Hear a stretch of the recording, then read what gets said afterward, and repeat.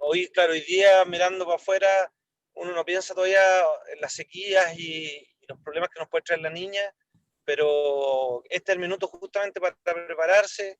Sabemos que en un déficit hídrico de verano nos pega en la parte ganadera muy fuerte, tenemos problemas de disminución de producción láctea, de estrés por temperatura en los animales, de menor ganancia de peso. Así que este es el minuto, y creo que la fecha de esta capacitación o charla, webinar, como le quieran decir, es muy atingente. Este es el minuto donde tenemos que prepararnos si es que va a venir un verano más seco de lo normal o con mayores temperaturas de lo normal. Quiero aprovechar también esta ocasión para invitarlo a los próximos webinars que se vienen, y va a ser un llamado muy especial. La semana pasada el presidente Piñera, el ministro Walker hicieron el lanzamiento de la temporada de control de incendios. Estamos con el número 130. Cualquier fumarola, cualquier humo que vean en cualquier parte, por favor llamen, avísenlo. La mejor forma de controlar un incendio es prevenirlo, y si no, agarrarlo cuando está chiquitito. Tenemos mucho chacay, mucho ulex en nuestras zonas alrededor de la zona urbana, que son gran fuente de incendios, y que también les quiero hacer un llamado a eso, avisar al número 130, que es importante. Y los invito a que veamos esta charla muy interesante para ver qué tan bravo se nos viene y cómo lo podemos compensar de alguna forma. Yo creo que estamos en el minuto justo y adecuado. Muchas gracias, que estén muy bien. Gracias, Seremi, por sus palabras de bienvenida. Y bueno, más bien conectados ya como para poder iniciar la charla de Alfredo. Alfredo, si puedes ir colocando tu presentación para poder iniciar ya esta sesión.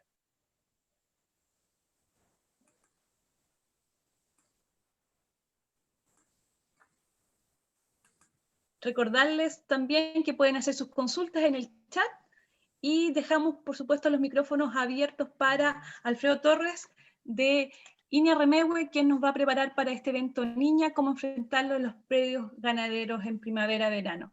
Alfredo, los micrófonos son todos tuyos. Muy bien, muchas gracias. Muy buenos días a todos y a todas. ¿Se ve bien, verdad? ¿Está en pantalla completa? Sí, Alfredo, lo vemos perfecto tu presentación. Perfecto. Y te escuchamos también muy bien. Bueno, ya la semana pasada tuvimos una muy buena charla de parte de la Dirección Meteorológica de Chile, en la cual nos anunciaban que hacía algunos días que se había ya instalado el fenómeno de la Niña, producto de que la temperatura del océano del Pacífico ecuatorial había bajado en menos de 0,5 grados su temperatura. Antes de entrar a este evento y a las características de este evento, hacer una especie de resumen de lo que ha pasado con el cambio climático que está sufriendo nuestro planeta ya de hace varias décadas, ¿no es cierto?, y cómo nos está afectando actualmente a nuestras actividades agropecuarias. Bueno, aquí hay un gráfico que lo saqué de la página web de la Dirección Meteorológica de Chile, en la cual nos indica que para el país, ¿no es cierto?, desde la década del 60 hasta el 2020, en que estamos hoy día, ¿no es cierto?, la tendencia de las temperaturas es claramente hacia aumentar estas temperaturas, y aquí abajo dice que cada década estamos subiendo 0,13 grados Celsius, lo que, bueno, para nuestra ganadería no es una buena noticia. Sin embargo, para otros rubros como frutales, viñas, ¿no es cierto?, aquí en la zona sí podrían ser una buena noticia, siempre y cuando se tenga implementado riego. Y respecto de las precipitaciones, también esta misma página web nos indica en el mismo periodo que del año 60 hasta abajo, hasta el 2020 en nuestro país, las pluviometrías también han ido disminuyendo a razón de 27 milímetros por década. Estos son grandes promedios para todo el país. Pero veamos qué ha pasado en nuestra zona, en esta parte sur del país.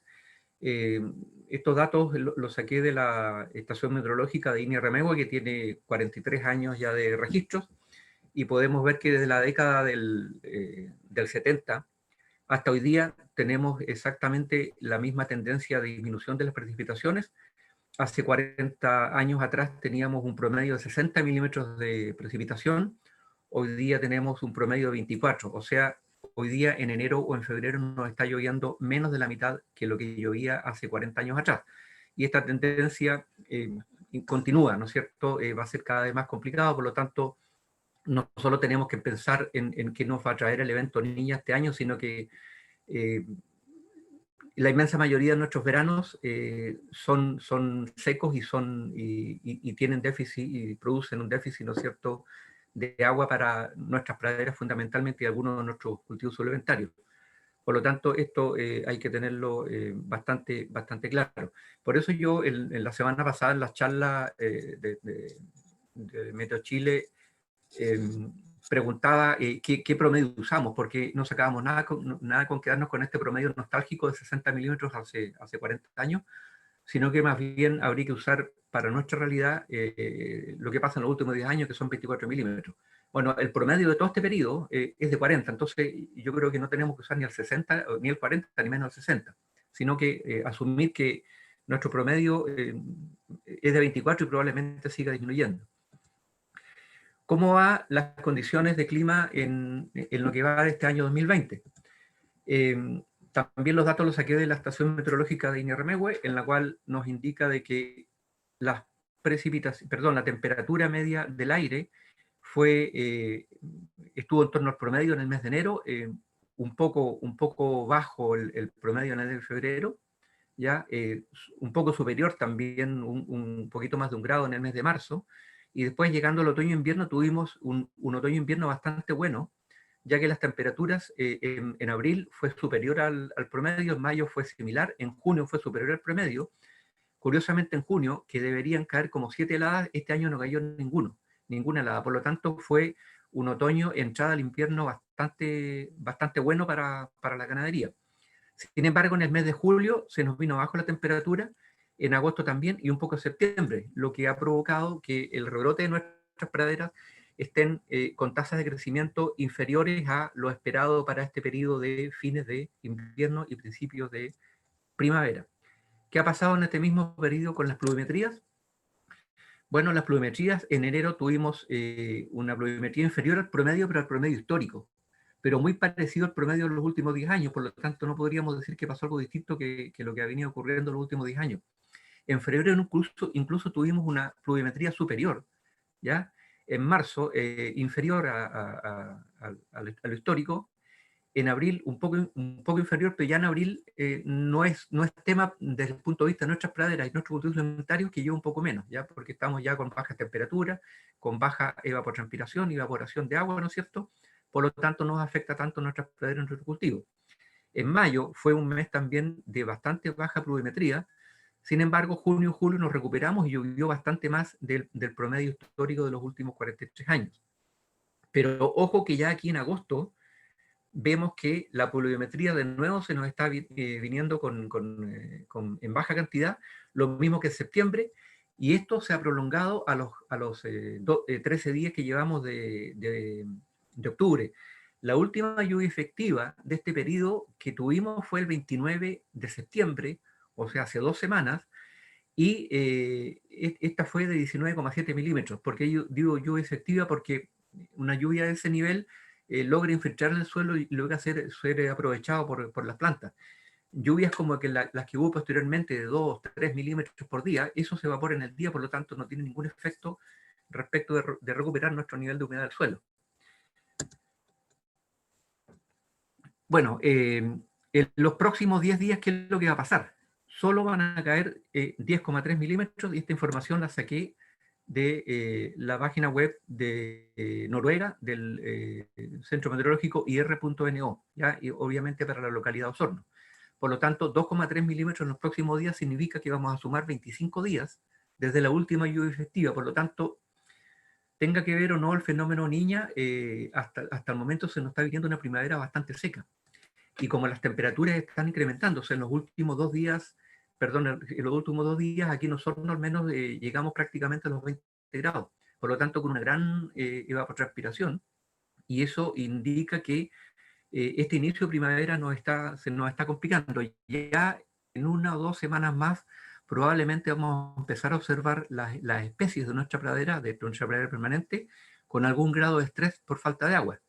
Y el mensaje obviamente es que para los que tienen riego ya empiecen a ver la humedad del suelo, si es que tienen sensores, ¿no es cierto?, para que pronto probablemente tengan que empezar a regar.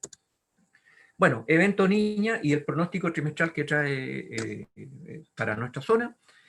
Esto ya lo vimos la semana pasada, ¿no es cierto?, en la cual nos mostraba nuestro charlista anterior estas temperaturas medias del Océano Pacífico en el Pacífico Ecuatorial, en la cual veíamos que el último evento Niña de magnitud importante que tuvimos fue el año 2010-2011. Y más adelante lo vamos a ver. Yo mencionaba, ¿no es cierto?, y hacía una consulta de que la verdad que allí no ocurrió lo que normalmente nos trae un evento Niña, que es mayores temperaturas y menores pluviometría, y vamos a ver los datos más adelante, que ocurrió todo lo contrario. Posteriormente tuvimos en 2017-2018 un evento Niña muy pequeño que no causó ningún problema, y ahora ya para el 2020, ¿no es cierto?, ya llevamos un par de semanas con el evento Niña establecido, dado que aquí superó una anomalía de menos de 0,5 grados menos de temperatura en el Pacífico Ecuatorial. Pero volviendo al tema del qué es lo que pasó en el evento Niña 2010-2011. Aquí está la precipitación mensual de ese periodo, ¿no es cierto?, año 2010-2011 respecto al promedio histórico, y vemos que en octubre tuvimos una pluviometría, lo mismo que está ocurriendo ahora, bastante inferior al promedio, lo mismo en noviembre, pero sin embargo, ojo que aquí en diciembre se recuperó esta pluviometría y estuvimos en torno al promedio histórico. En enero, más aún, llovió más del promedio histórico, por lo tanto, aquí en estos 2 meses, ¿no es cierto?, no se cumplió eso de que un evento Niña nos trae menores precipitaciones y mayores temperaturas. En febrero sí tuvimos un déficit de pluviometría bastante importante, pero sin embargo, en marzo ya fue muy lluvioso y en abril también. Por lo tanto, si nosotros sumamos qué es lo que pasó en el 2010 y 2011 respecto del promedio histórico, podemos ver que el promedio histórico es de 430 milímetros y en este periodo aquí cayeron 444 milímetros. Bueno, allí no se cumplió el hecho de que el evento de Niña obviamente nos trajo menos pluviometría, ¿ya? Es importante destacar que en alguna parte por ahí leí que de cada 5 eventos Niña, al menos uno de ellos ocurre todo lo contrario, y bueno, en este año 2010-2011 ocurrió. Es de esperar, ¿no es cierto?, que ojalá que en este evento actual nos pase un poco lo mismo.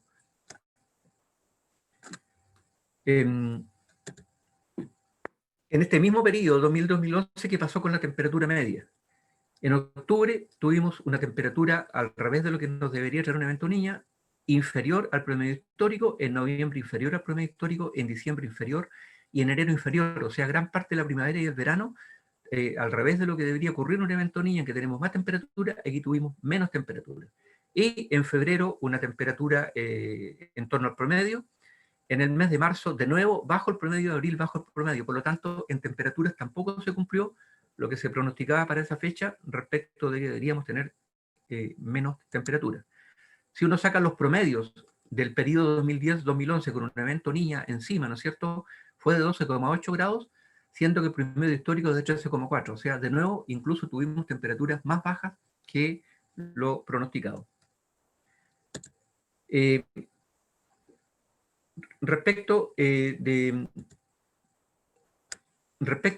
los eventos niñas pasa un poco algo parecido. Aquí el último evento niño que tuvimos fue en la temporada 2014-2015. Sin embargo, en ese periodo, no sé si ustedes se acuerdan, tuvimos el déficit pluviométrico más importante de los últimos 10 años. El 2014-2015 dejó de llover a mediados de octubre y la primera lluvia efectiva la tuvimos a fines de marzo del año siguiente. Sin embargo, ese año tuvimos un evento Niña bastante fuerte. La anomalía de temperaturas del Pacífico Ecuatorial fue de casi 3 grados de temperatura. Por lo tanto, también en el último evento Niña, al revés de que Niño, al revés de lo que se espera, tuvimos un verano bastante seco, ¿ya? Esto se los comento para no quedar con la idea que el evento Niña sí o sí nos va a traer condiciones de baja pluviometría y de altas temperaturas. Bueno, ¿cómo se nos viene respecto del actual evento Niño? El pronóstico, ¿no es cierto?, con altas probabilidades de que ocurra, pero no 100% como ya vimos. En términos de precipitaciones para la región de los ríos, de los lagos, incluso desde Concepción al sur, están amarillos, ¿no es cierto? Eso significa que las precipitaciones deberían estar bajo lo normal. Respecto a las temperaturas mínimas, estamos en una zona de este color rojo, ¿no es cierto?, de rayas rojas, en la cual significa que estamos en torno a lo normal o sobre lo normal. Y respecto de las temperaturas máximas, prácticamente todo el país está en rojo, excepto la costa desde el norte hasta la zona central. Todo el país indica que vamos a tener temperaturas sobre lo normal, ¿ya? Eso es lo que dice el pronóstico para los próximos 3 meses, octubre, noviembre, diciembre, y hay altas probabilidades que este mismo pronóstico se prolongue para enero, febrero, marzo. Bueno, en el caso, ¿no es cierto?, que se nos vengan estas condiciones anunciadas de menores temperaturas perdón, de mayores temperaturas y bajas pluviometrías, ¿cómo podemos enfrentar estos veranos en el sur de nuestro país? Ojo, e insisto que de esto no solo debemos preocuparnos porque tenemos anunciado un evento Niña, sino que de los últimos 10 años, prácticamente en 8 años, tuvimos serios problemas para conseguir, ¿no es cierto?, una buena humedad del suelo en nuestras praderas y en nuestros cultivos alimentarios, tanto en la región de los ríos como de los lagos. Insistir siempre en que la pradera es el recurso más abundante que tenemos, ¿verdad? Y es el recurso también de menor costo, por lo tanto, como siempre en mis charlas recalco esto, tenemos que preocuparnos muchísimo de tener esta pradera en muy buena condición. Cualquier tecnología que nosotros estemos aplicando en nuestra pradera, fertilización de praderas, drenaje, es una tecnología que se paga, si bien es cierto, son tecnologías de un alto costo inicial, sin embargo, es altamente rentable hacerlo. Y una pradera que está bien fertilizada, ¿ya?, y que está bien manejada, es una pradera que va a tener mejor capacidad de resiliencia ante cualquier evento ambiental que tenemos, ya sea bióticos o abióticos. Ya bióticos me refiero a plagas, enfermedades, ¿no es cierto? Y abióticos a condiciones de clima como altas temperaturas, bajas pluviometrías, heladas, etcétera, etcétera. O sea, una pradera que está bien nutrida, que está bien manejada, es la primera medida que uno debe tomar para enfrentar estos problemas climáticos. Y justamente también siempre muestro este gráfico, ¿no es cierto?, en la cual se reafirma esto de que nuestras praderas, lejos es el alimento por kilo de materia seca más bajo que tenemos en nuestra zona, está en torno a los 40 pesos. Sin embargo, cuando nosotros dependemos mucho de cultivos alimentarios, duplicamos o más que duplicamos este costo de lo que no nos puede suplir la pradera. Si vamos a tener calcilaje, que obviamente tenemos que hacer, todo pensando en el invierno y también en parte por el verano, estamos obteniendo un kilo de materia seca de 100 pesos, ¿no es cierto?, que es más que el doble que lo que nos da una pradera. Y para qué decir el concentrado, que obviamente también es forma estratégica que tenemos que usarlo, pero sin embargo estamos hablando de un costo de 6 veces más lo que cuesta un kilo de materia seca de pradera. Por lo tanto, cuanto mejor sea nuestra pradera, menos vamos a poder depender de estos otros alimentos que son mucho más costosos. De esta manera tenemos una pradera mejor preparada para cualquier evento y vamos a tener 1 kilo de carne y 1 litro de leche y 1 kilo de cordero, ¿no es cierto?, más barato. ¿Qué estrategia nosotros tenemos para mejorar estas praderas, ¿no es cierto?, que son el alimento más abundante y de más bajo costo en nuestra región? Si estamos con una pradera degradada, normalmente esta degradación se produce fundamentalmente por baja fertilidad, pero también puede ser por problemas de un verano seco, ¿no es cierto?, por problemas de una plaga no controlada, etcétera, etcétera. Bueno, tenemos 2 vías, sobre todo si el problema es la fertilidad del suelo. La primera vía es colocar cultivos tradicionales, cultivos suplementarios, pre-rotación corta, con el principal objetivo de elevar el nivel de fertilidad del suelo y después de unos 2 a 3 años poder establecer una pradera permanente de alta producción para que tengamos una muy buena persistencia y, como ya decíamos, un bajo costo del kilo de materia seca por hectárea. La otra estrategia que tenemos para mejorar esta pradera degradada, ¿no es cierto?, es cumplir con una serie de medidas de manejo que ¿no es cierto?, nos ayudan a mejorar nuestra pradera, como por ejemplo la sectorificación del predio. ¿Qué significa esto? dejar un sector de praderas permanentes que nunca se van a romper, que debería ser en un predio de ganadero por lo menos un 70-80% de la superficie, ¿no es cierto? El 20-30% restante, dejarlo para rotación de cultivos y praderas suplementarias, regular carga animal, apotrerar para hacer un buen manejo pastoreo, realizar cortes y limpiezas si es necesario, evaluar y controlar plagas también si es necesario, realizar podas de drenaje también si es que necesitamos hacerlo, fertilizar praderas, ¿no es cierto? Y finalmente, como último peldaño de esta escala, el riego. Nosotros para instalar riego en un predio debemos tener solucionados gran parte de estos otros factores que mencionamos anteriormente, sobre todo fertilización, drenaje, ¿no es cierto? Porque es como un segundo piso que le tenemos al campo y si queremos sacarle el máximo provecho al alto costo que tiene el instalar un sistema de riego y que tiene también la energía que necesitamos para bombear el agua, debemos tener estos otros problemas solucionados. De esa manera va a ser rentable nuestro riego. Cuando uno ya ha incluido todas estas o gran parte de estas medidas de manejo, vamos a llegar a tener una pradera mejorada. Sin embargo, si no estamos contentos con la composición botánica, que después de 2 o 3 años ha cambiado, ¿no es cierto?, en esta pradera y queremos que sea mejor aún, podemos introducir, ¿no es cierto?, vallicas perennes en un proceso de regeneración de praderas donde no vamos a romper el suelo. Bueno, ya les mencionaba, ¿cierto?, que la fertilización eficiente de las praderas es una de las muy buenas alternativas que tenemos para enfrentar cualquier condición de clima o de plaga o enfermedades de algunas especies de nuestras praderas.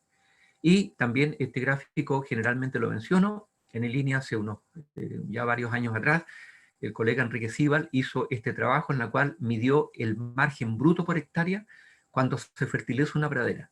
Y podemos ver aquí claramente que cuando se fertiliza una pradera, el año 1 es el complicado porque uno invierte en fertilización, sin embargo la respuesta en producción no es inmediata, recién empieza a ocurrir a partir del segundo año, ¿ya? Y aquí podemos ver ya que el tercer año nos puede dar para fertilizar una segunda hectárea. Si partimos en un predio pequeño, por ejemplo, de 10 hectáreas, partimos con 1 hectárea, el segundo año ya podemos incluir una segunda hectárea, el año 4 también seguir incrementando esta superficie, y para qué decir el año 5. En el siguiente gráfico voy a mostrar si es que uno parte con el 10% del predio a fertilizar, que yo diría que es bastante alcanzable para cualquier predio, ¿no es cierto? Eso significa 1 hectárea de 10 o 10 hectáreas de un predio de 100. Ocurre lo siguiente, ya nosotros el año, como veíamos en el gráfico anterior, el año 3 ya podemos incluir una segunda hectárea, el año 4 ya podemos estar fertilizando 4 hectáreas, producto de las ganancias que tuvimos de la primera hectárea y de lo que nos estaba dando la segunda hectárea. Ya en el año 5 podemos estar fertilizando 8 hectáreas y ya el año 6 ya pasamos la meta. ¿Ya? Entre el año 5 y el año 6 ya podríamos estar fertilizando el 100% de nuestras praderas. Y esto es altamente rentable, por lo tanto, muchas veces uno cuando recorre la región y ve muchas praderas sin fertilizar, la verdad que cuesta explicarse por qué ocurre esto, cuando este es un muy buen negocio, ¿no es cierto? Y más encima, hoy día muchos productores tienen acceso al CIRS, ¿ya? Por lo tanto, con mayor razón, esta tecnología debe ser aplicada en el 100% de los predios de nuestra zona. Otro de los factores que uno modifica cuando fertiliza bien una pradera, ¿no es cierto?, es lo que se presenta en este gráfico. Aquí podemos ver una curva de producción de una pradera fertilizada versus el rojo, que es una pradera sin fertilizar. Y podemos ver que prácticamente aumenta al triple la producción de la pradera naturalizada cuando uno la fertiliza. Y lo otro importante, tenemos un invierno mucho más corto. Aquí en la pradera, en la curva roja, praderas sin fertilizar, bajo 10 kilos de materia seca por hectárea día, tenemos el mes de junio, julio, agosto, septiembre, octubre. Recién a partir de fines de octubre empieza a sobrepasar los 10 kilos de materia seca por hectárea día, lo que hace que el invierno se nos alargue mucho. Y ya en verano, a partir de mediados de marzo, de nuevo se nos cae la tasa de crecimiento a menos de 10 kilos por materia seca día, por lo tanto, tenemos un periodo crítico muy grande en el verano natural. Sin embargo, aquí, como yo les digo a los agricultores, el invierno se acorta y el verano, ¿no es cierto?, y el otoño llega un poco más tarde. Bueno, ¿cómo, la pregunta que nos hacemos a continuación es si realmente nos estamos preparando bien para el verano, insisto, no solamente este verano que tenemos anunciado en un evento niño, sino que para un verano común y corriente en la cual siempre estamos teniendo déficit hídrico. Entonces la pregunta es, ¿nos estamos anticipando esos posibles efectos? El año pasado hice una pequeña encuesta en varias charlas que di en forma presencial a productores de la región de los ríos, en la cual les preguntaba cuántos de ustedes se prepararon para enfrentar el verano que acaba de pasar, que fue el año 2019, obviamente, verano 2018-2019. Y uno se encuentra con la desagradable noticia que el 95% de los productores, que fueron más de 300 en la suma de las varias charlas que di, el 95% no hizo absolutamente nada para el verano, ¿ya? Y solamente un 2% hizo más silo, pensando en un verano seco, ¿no es cierto? Y solo un 3% colocó algún cultivo suplementario como nado forrajero, como ras forrajero, etc. ¿Ya? Y ninguno de estos productores había sembrado jamás estas especies forrajeras, ¿no es cierto?, perennes en nuestra pradera, como la festuca, el festulolio, el pastoillo y el bromo, que como vamos a ver más adelante es una bastante buena alternativa a la vallica, ¿no es cierto?, cuando tenemos problemas de verano. Esta misma pregunta también la hice a nivel de productores empresariales, ¿no es cierto?, de un tamaño empresarial más grande, y la respuesta mejoró, pero tampoco fue lo que yo esperaba. Y podemos ver que el 50% de los productores tampoco hizo nada pensando en un verano que podía venir seco. E insisto, de los últimos 10 veranos, al menos en 8, tuvimos complicaciones con la baja pluviometría. Bueno, un 40% de ellos colocó algún cultivo suplementario y un 10% de ellos hizo más silo. Por lo tanto, yo diría que a todo nivel no tenemos el nivel de preparación y de precaución que debemos tener ante lo que nos está trayendo, ¿no es cierto?, cada vez en forma más severa el cambio climático. Y tampoco ninguno de estos productores había sembrado nunca festuca, ni festulorium, ni pastobillo, ni bromo. Bueno, ¿qué cultivos forrajeros tenemos pensando en el verano? En primer lugar, el ras forrajero, ¿no es cierto? Es un cultivo bastante bueno, es una brásica que tiene un rendimiento bastante interesante.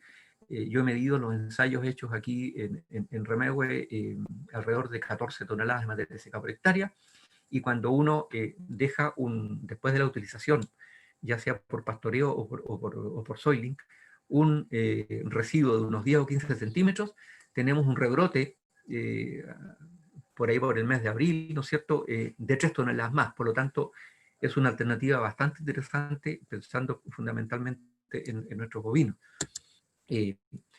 ¿Cómo calcular la superficie, lo que necesitamos de siembra de cualquier brásica? En realidad, este cálculo sirve para cualquier brásica, pero en el ejemplo estoy tomando el ras forrajero. Supongamos que tenemos 30 vacas en nuestro predio. ¿Cómo calculamos este consumo? No más del tercio de la ración de una vaca lechera la podemos dar en forma de una brásica, dado el bajo contenido de fibra que esta tiene, ¿no es cierto?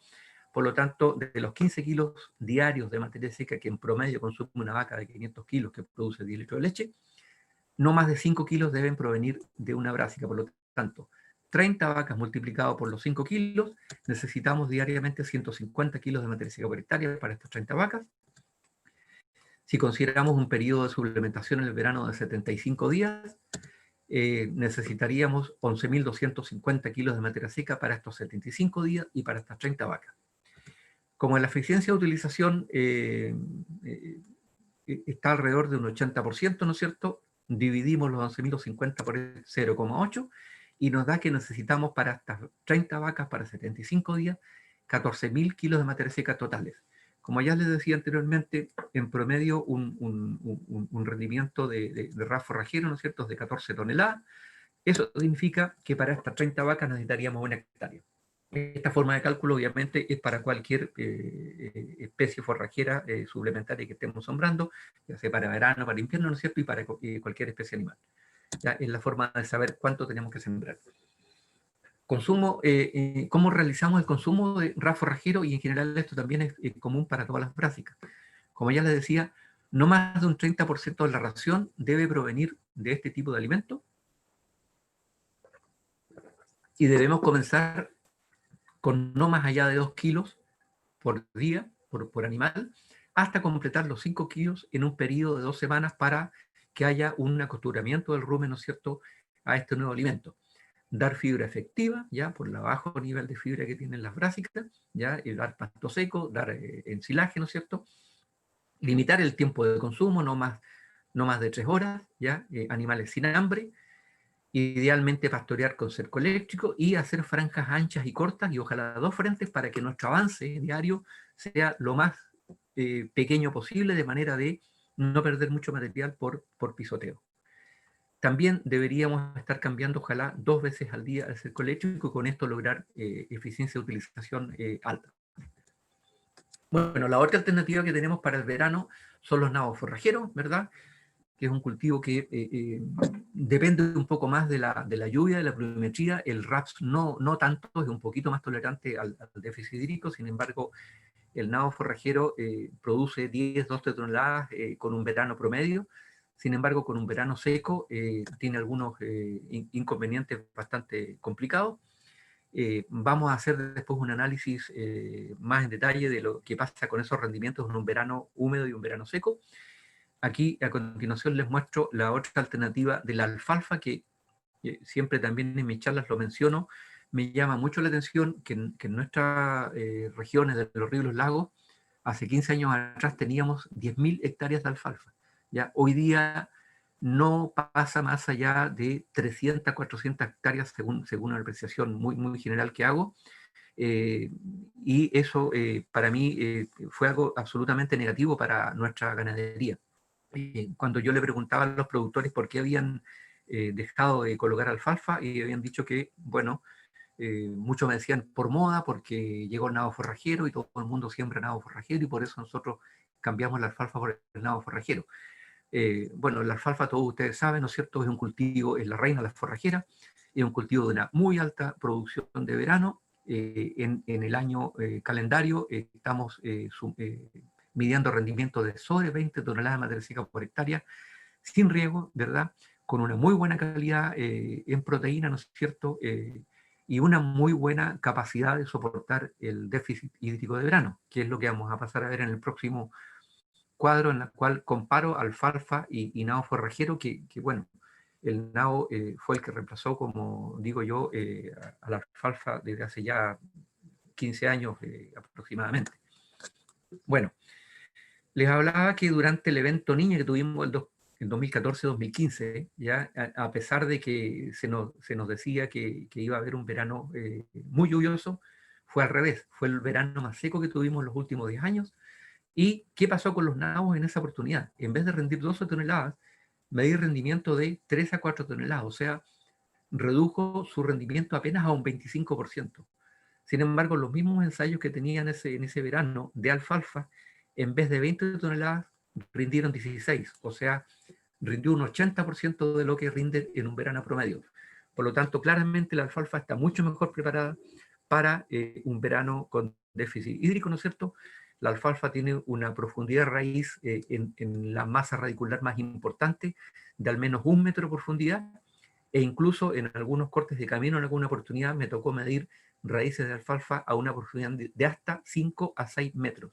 Por lo tanto, tremendamente efectiva para hacer un buen uso, ¿no es cierto?, de la humedad del suelo cuando tenemos veranos complicados. ¿Qué pasó respecto del tema? A ver, otra forma de comparar tanto nabo con alfalfa. Los nabos tenemos que sembrarlos todos los años. Por lo tanto, todos los años tenemos que invertir 400, 500 mil pesos para poder sembrar este cultivo, que es de un resultado incierto si tenemos un verano seco. Sin embargo, la alfalfa, en la época que tuvimos muchos alfalfares aquí en la región, hubo productores que llegaron a tener hasta 9 años una muy buena pastura de alfalfa, ¿verdad? Y que después de los 9 años, al productor que estoy recordando, se aburrió y le pasó arado porque se aburrió simplemente de tener tantos años de alfalfa en ese potrero. La alfalfa tiene otra gran gracia en nuestra región, que no es muy afectada por plagas y enfermedades, como sí lo es desde la Araucanía al norte, en la cual las persistencias no sobrepasan los 4 o 5 años. ¿Ya? Por lo tanto, muy buena alternativa. Veamos desde el punto de vista costos, ¿qué pasó ese año 2014-2015? El kilo de materia seca de nabos, dado su bajo rendimiento por déficit hídrico, fue de 167 pesos, ¿ya? Un valor muy alto. Sin embargo, la alfalfa, dado su gran periodo de persistencia, el costo está casi muy cercano a lo que cuesta un kilo de materia seca de una pradera, 50 pesos por kilo de materia seca. Por lo tanto, ojalá que logremos recuperar este cultivo en nuestra región, porque es una muy, muy buena alternativa.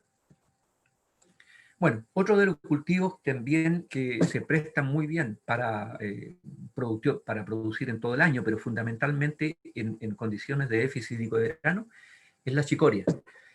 A mí hace un par de años atrás me tocó evaluar los 3 cultivares que hay en el mercado, el chico, el choice y el chicory, y todas estas variedades rindieron alrededor de 18 toneladas de materia seca por hectárea, un muy, muy buen rendimiento, y este es un cultivo que persiste al menos 2 años, un primer año muy bueno, un segundo año bueno, y probablemente el tercer año tengamos que romper y colocar otra cosa. ¿Ya? Sin embargo, es un cultivo de alto rendimiento y de muy buena calidad en proteína y en energía, ya más de 15-16% de proteína, más de 2,7 megacalorías de energía. Siete Venas también es otro cultivo muy interesante que también produce muy bien durante todo el año, incluso también muy buenas producciones en invierno. Sin embargo, en verano también se destaca por su producción. En la suma de todos los cortes que se le hacen, utilizaciones que se le hacen en el año, he medido rendimientos similares a la alfalfa, 20 toneladas de materia seca por hectárea, y también con muy buenas calidades, de nuevo muy parecido a chicoria, sobre 15% de proteína, sobre 2,7 megacalorías de energía metabolizable. Además, este cultivo tiene la gracia de tener propiedades antihelmínticas, o sea, es capaz de controlar algunos parásitos gastrointestinales en nuestros animales. Por lo tanto, se transforma también en una alternativa muy interesante. Ahora, lamentablemente, la fecha óptima de siembra de todos estos cultivos se está acabando, digamos, porque uno coloca siempre las brásicas y este tipo de cultivos, no sembrar más allá del 15 de octubre, y eso se cumple en un par de días más. Por lo tanto, ojalá que los productores hayan tomado la precaución, ¿no es cierto?, de colocar algunos de estos cultivos en la zona para enfrentar el verano que se nos viene. Ahora, el que tiene riego, obviamente, puede sembrar un poco más tarde que esta fecha que yo mencionaba, el 15 de octubre. ¿Qué podemos hacer? ¿Qué más podemos hacer para enfrentar el verano? Bueno, en primer lugar, el manejo pastoreo. En realidad es importante todo el año, ya en cualquier época del año. Sin embargo, si en esta primavera y en el verano hacer un manejo de pastoreo bien realizado, vamos a tener una pradera mucho más fortalecida, con más capacidad de rebrote, ¿no es cierto?, con más productividad y con más calidad. Por lo tanto, siempre esta medida de manejo nos va a servir para enfrentar todas las contingencias que nos pueda traer nuestras praderas en el año. Este cálculo que demostré a continuación siempre lo hago porque hay muchos productores que me dicen que la verdad que prefieren dedicar el tiempo a otras labores que a estar durante un par, 2 o 3 horas del día, ¿no es cierto?, corriendo el cerco eléctrico, dependiendo de la cantidad de piños animales que tenga, ¿ya? Por lo tanto, ellos me dicen, no, prefiero demurrar o arreglar cercos, etcétera, cualquier otra labor, ¿ya? Y no hacer un buen manejo pastoreo. Bueno, el manejo pastoreo en nuestra región es muy malo. El promedio de eficiencia de utilización de nuestras praderas no va más allá de un 50%. O sea, como decía un colega el otro día, es como, bueno, hoy día no ir a un restaurante, sino que pedir que te traigan un sándwich a la casa y comerse la mitad, ¿ya? Y lo mismo estamos haciendo con nuestras praderas, ¿ya? Por lo tanto, tenemos que mejorar esta eficiencia de utilización, ¿verdad? Y aquí en este ejemplo yo lo que planteo es, ¿qué pasa si mejoramos la eficiencia de utilización solo en un 5%? O sea, modestamente pasar de 50 a un 55 o de un 55 a un 60, cuando podría ser en el caso de vacunos hasta un 70% y en el caso de ovinos hasta un 80%. Pero solo hagamos el cálculo con un 5%. Un 5% de 2 toneladas de materia seca que me produce una pradera buena, no espectacular, buena, en el año, son 600 kilos de materia seca, ¿ya? Con estos 600 kilos de materia seca yo podría producir 545 litros de leche, ¿ya? Esos 545 litros de leche me producen por hectárea un ingreso adicional de 136.000 pesos por hectárea. O sea, en un predio de 26 hectáreas, yo podría contratar un jornal con esta ganancia exclusivamente para que mejore el manejo pastoreo. Y este jornal no va a demandar más de 2 o 3 horas del día en hacer un buen manejo pastoreo. Por lo tanto, la verdad que hacer un buen manejo pastoreo es un negocio redondo, pero lamentablemente uno va por los diferentes caminos aquí de la región, se encuentra con que muy pocos predios, pero muy poquititos, yo diría que menos un 5%, hacen un buen manejo de pastoreo. En carne, este ingreso adicional, la producción de carne es menos rentable que la leche, ¿no es cierto?, es de 51.000 pesos por hectárea. Por lo tanto, en cualquier sistema de producción que nosotros tengamos, es altamente conveniente hacer un buen manejo de pastoreo. Bueno, dejado eso en claro, veamos qué tenemos que hacer ahora en primavera-verano respecto de con qué disponibilidad entrar a nuestra pradera. Bueno, en primavera hablamos de 2.200 a 2.600 kilos de materia seca por hectárea y en verano de 2.000 a 2.400. En primavera, para que ocurra esto, debemos estar esperando, depende de las temperaturas, ¿no es cierto? Y también de cómo se nos venga la pluviometría, que ya vimos que se nos está viniendo baja. Varía entre 14 y 25 días. Si lo que tenemos vallica perenne, deberíamos estar entrando a pasturar con entre 2 y 3 hojas, ¿no es cierto?, de la vallica, 2,5 hojas, y con una altura de entre 15 a 20 centímetros de la pradera. Esta altura, de una forma muy práctica, uno la puede, con una pintura, ¿no es cierto?, marcar en nuestra bota, de manera de que recorrer nuestro potrero podemos fácilmente ir viendo cada ciertos pasos, ¿no es cierto?, qué altura tiene, y si estamos en alrededor de esta altura, ya esa pradera está lista para ser pastoreada, si no tenemos alguna forma de medir la disponibilidad de materia seca por hectárea, ya sea con el plato, con un sistema satelital, ¿no es cierto?, con dron u otras alternativas que existen hoy en día. En el verano, las disponibilidades de entrada son más bajas porque obviamente se espera una tasa de crecimiento bastante menor, ¿no es cierto? El periodo de regreso al mismo potrero va a variar entre 20 y 35 días, también aquí dependiendo de la pluviometría fundamentalmente, ¿ya? Las mismas 2 a 3 hojas pensando en la vallica y una altura de 10 a 15 centímetros que también obviamente esta medida puede uno marcarla, como decía yo, en la bota. ¿Qué es lo que se hace con estas medidas de disponibilidad de forraje que uno hace en el predio? Aquí hago un ejemplo que es ficticio, ¿no es cierto? Tengo los potreros A, B, C, D, E y F, ¿no es cierto? Le puse esos nombres para simplificar. ¿Qué pasa si ahora en primavera necesito entrar a pastorear con un rango de entre 2.200 y 2.600 kilómetros por hectárea? Vemos que ya este potrero A se me pasó. ¿Qué hago si en este momento se me pasó un potrero más allá de 2.600 kilómetros por hectárea y, como dice este ejemplo, ¿no es cierto?, estoy en 2.800? ¿Qué ocurre? Bueno, ese potrero no me conviene pastorearlo, ya que voy a producir mucho daño a la pradera, mucha tendedura, ¿no es cierto?, y voy a tener una eficiencia de utilización muy mala, además que esta pradera se me está sobremadurando. Bueno, la mejor alternativa que tengo para esta pradera es rezagarla y en un plazo de 45 a 50 días o en un estado fenológico de bota a inicio de pegadura, hago un muy buen ensilaje. ¿Ya? Es una de las formas que nosotros tenemos para hacer buenos ensilajes en nuestra región, ¿no es cierto? La otra alternativa es, por calendario, rezagar alrededor del mediado de septiembre y cortar a finales de octubre y primeros días de noviembre, o, como ya decía anteriormente, o entre estado de bota o inicio de pegadura. ¿Qué hago con el segundo potrero, el potrero B? Puedo entrar a pastorearlo, y una vez que este potrero lo pastoreo, probablemente el potrero C ya va a estar en este nivel, va a estar listo para estar en su rango máximo de ser pastoreado, ¿no es cierto? Lo mismo va a pasar con el D, y lo mismo probablemente no va a pasar con el potrero E y el F, que pasado el periodo en que me demore comer los potreros B, C y D, probablemente el E y el F ya estén en un nivel mínimo de 2.200 kilos de materia seca por hectárea. Esta es la forma que uno puede planificar, ¿no es cierto?, el pastoreo en los potreros que tiene en el predio. ¿Qué intensidad de pastoreo hago tanto para primavera como verano? Si podemos medir, ¿no es cierto?, con un plato u otra metodología, debemos salir en primavera con 1.400 a 1.600 kilos, en verano con un residuo un poco más alto, 1.600 a 1.800, ¿ya? O respecto de la altura, entre 4 a 7 centímetros en primavera y 4 a 6 centímetros en verano. Ahora, si se nos viene un verano seco, es importante en lo posible dejar un residuo lo más alto que podamos. O sea, aquí vayámonos a los 1.800 kilos, o aquí en la altura vayámonos a los 6 o 7 centímetros. ¿Por qué? porque cuando dejamos un residuo muy pequeño en el verano, el ángulo de incidencia del sol en ese momento, ¿no es cierto?, es casi en forma de caída libre, ¿no es cierto?, hacia el suelo.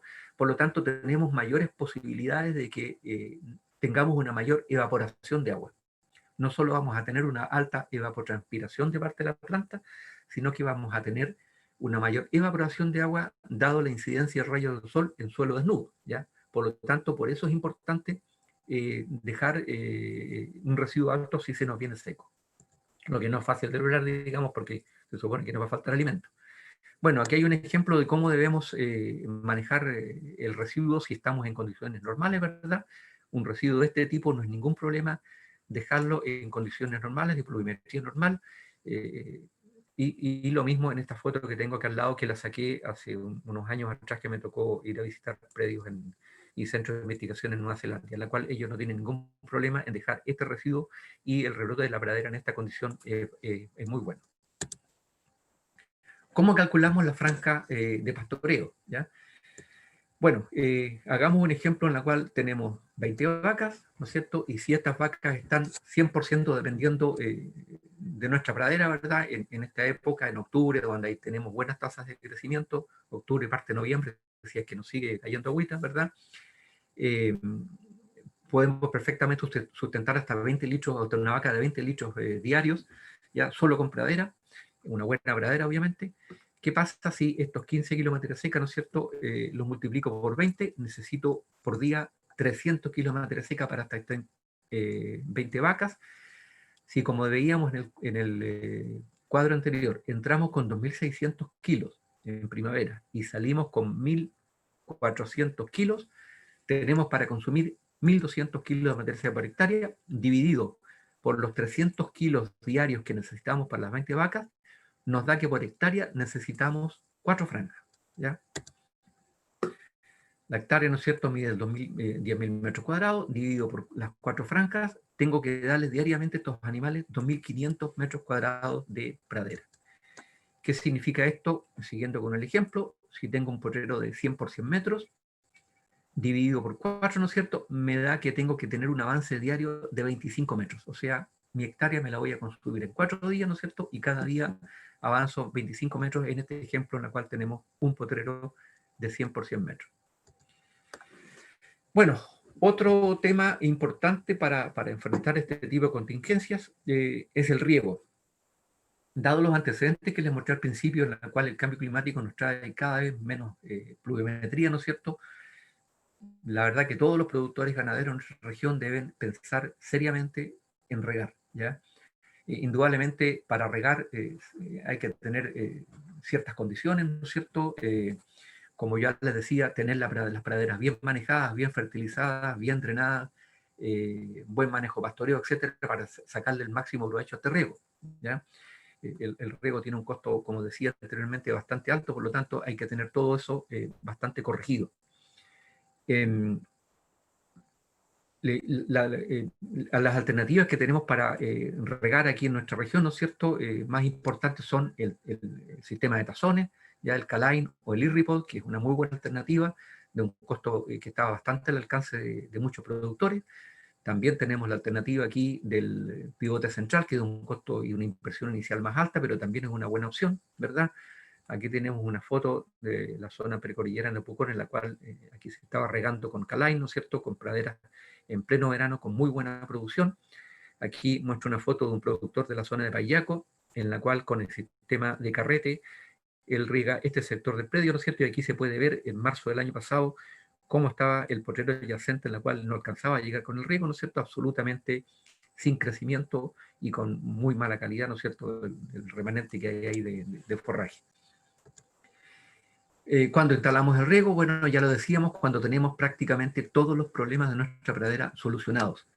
Esto que se ve aquí en la foto, espero que el productor de este predio nunca me pille, que lo muestro como mal ejemplo, ¿verdad?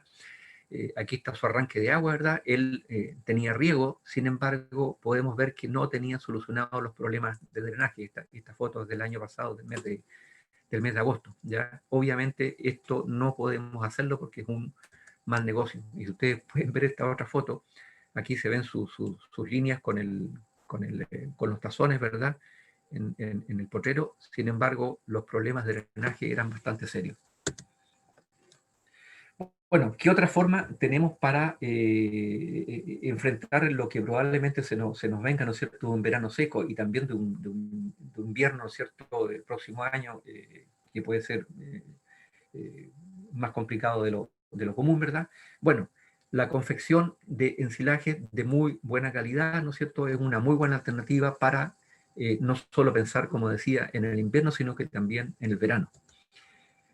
En lo posible, siendo que se nos está, ¿no es cierto?, diciendo que probablemente se nos pueda venir una primavera, un verano seco, en lo posible, obviamente, ¿por qué digo en lo posible? Porque vamos a depender si tenemos buena pluviometría, sacar un segundo corte en nuestras praderas para de esa manera estar mejor preparados tanto para el verano como para el invierno. Y lo otro importante es que si vamos a sacar un segundo corte, incluso es más, es posible sacar hasta un tercer corte de repente, sobre todo de vallicas anuales y bianuales, ¿verdad? No olvidar reforzar la fertilización, dado que si estamos haciendo dos cortes, estamos haciendo una extracción muy fuerte de nutrientes. Por lo tanto, esta es otra alternativa que nosotros tenemos para poder anticipar algún problema de verano. Y esto también es... hay que tomar esta precaución, ¿no es cierto?, pensando también en la confección de heno, ¿ya? De esta manera, con una buena provisión de alimentos, se nos puede hacer bastante más fácil lo que se nos puede venir. Bueno, ¿qué especies forrajeras nosotros podemos sembrar o debemos sembrar en nuestras praderas permanentes, considerando que, como yo ya les decía, gran parte de nuestros veranos tienen problemas de déficit pluviométrico?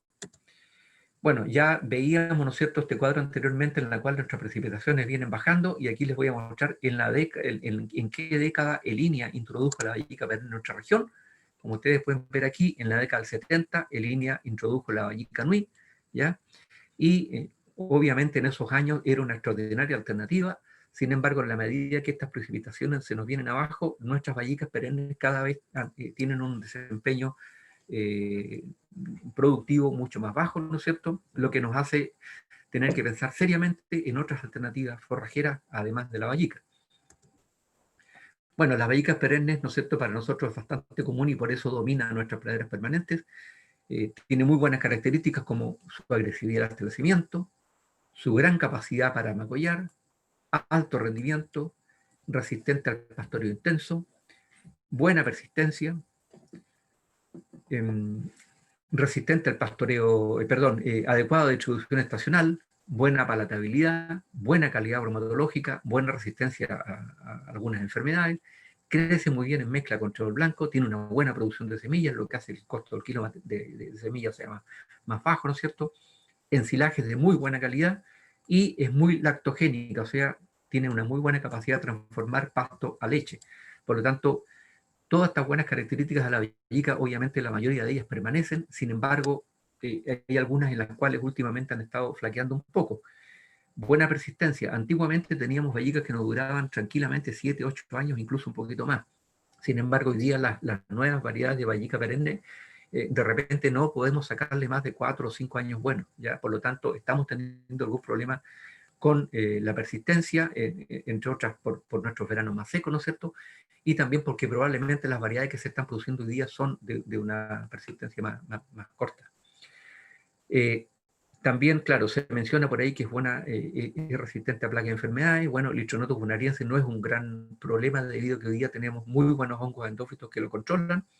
Sin embargo, cuncunia negra y gusanos blancos sí son problemas que atacan de forma importante a nuestras vallicas. Sin embargo, hay que considerar que hay algunos hongos endófitos que en Nueva Zelanda son capaces de controlar tanto gusano blanco como cuncunia negra. Sin embargo, aquí en nuestro país no está corroborado que esto funcione. Lo otro que podemos decir de la vallica, que no es bueno, ¿no es cierto?, es que ya su adecuada distribución estacional no lo es tanto, porque ya no tenemos esos veranos con 60 milímetros por mes, ¿ya? Y podemos decir que su característica respecto a su comportamiento a la temperatura es que crece a partir de los 5 a 10 grados ya salidas de invierno, ¿no es cierto?, ya en el mes de mediados de agosto por ahí. Su temperatura ideal de crecimiento varía entre 18 a 20 grados ya se comporta muy bien, por lo tanto, en primavera, pero ya en el verano con 25 grados se afecta el rendimiento y sobre 28 grados no crece, ya, por lo tanto, aunque tengamos riego, en estos días que tuvimos este verano 2019, sobre 28 30 grados, esta vallica tiene bastantes problemas porque prácticamente detiene su crecimiento.